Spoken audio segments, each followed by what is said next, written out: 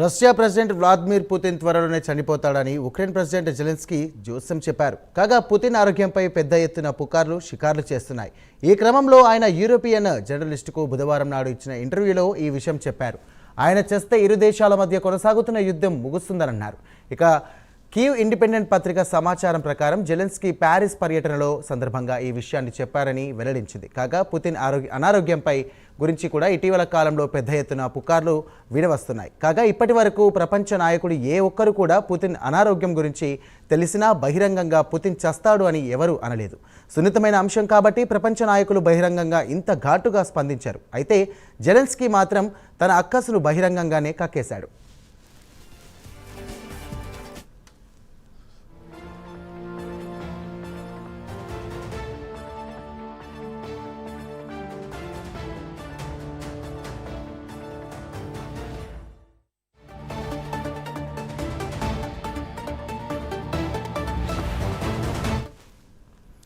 అయితే ఇక్కడ ఆశ్చర్యం కలిగించే అంశం ఏమిటంటే రష్యా, ఉక్రెయిన్లు పాక్షికంగా కాల్పుల విరమణకు అంగీకరించాయి. దీనికి అమెరికా మధ్యవర్తిత్వం వహించింది.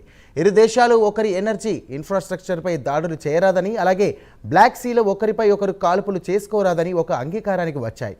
దీనికి బదులు గ్లోబల్ మార్కెట్లో రష్యా తమ వ్యాపార కార్యకలాపాలను విస్తరించడానికి అమెరికా అంగీకరించింది. అయితే ప్యారిస్లో జెలెన్స్కీ మాట్లాడుతూ ఇక్కడ గుర్తుంచుకోవాల్సిన పుతిన్ను అమెరికా గ్లోబల్ ఐసోలేషన్ నుంచి ఇంకా బయటకు తేలేదని గుర్తుంచుకోవాలని అన్నారు. ప్రస్తుతం అత్యంత ప్రమాదకరమైన పరిస్థితిలో ఉన్నామని జెలెన్స్కీ పేర్కొన్నారు. ఇక పుతిన్ విషయానికి వస్తే తాను చనిపోయే వరకు అధికారంలో ఉంటాననుకున్నాను, కానీ అతడుకు ఉక్రెయిన్ వరకు పరిమితం చేయాలి, లేదంటే ఆయన పాశ్చాత్య దేశాలపై కూడా యుద్ధానికి కాలు దువ్వుతాడని హెచ్చరించారు జెలెన్స్కీ.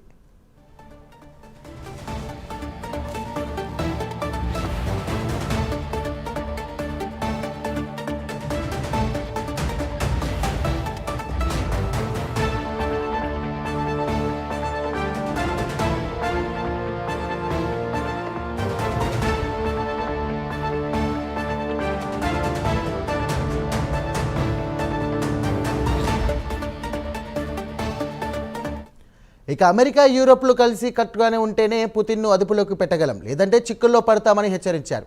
ఇక పుతిన్కు కూడా తెలుసు త్వరలో తాను చనిపోతానని. ఇక త్వరలోనే పుతిన్ చనిపోతాడు, ఇప్పటికే యుద్ధం సమాప్తం అవుతుందన్నారు.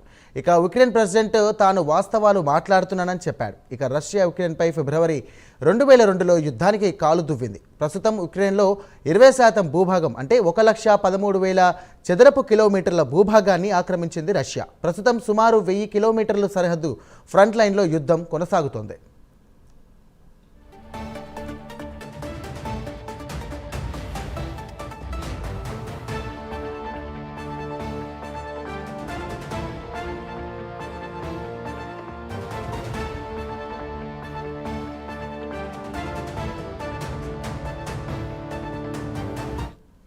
ఇక రష్యా విషయానికి వస్తే ఉక్రెయిన్కు చెందిన పవర్ గ్రిడ్లపై మిసైల్స్, డ్రోన్లతో దాడులు చేస్తోంది. అదేవిధంగా కీవ్ కూడా లాంగ్ రేంజ్ డ్రోన్లతో రష్యాలోని చమురు సహజ వాయు క్షేత్రాలపై దాడులు చేస్తోంది. ఇటీవల రష్యా ఆయిల్ డిపోలపై పెద్ద ఎత్తున ఉక్రెయిన్ దాడులు చేసి భారీ నష్టాన్ని కలిగించింది.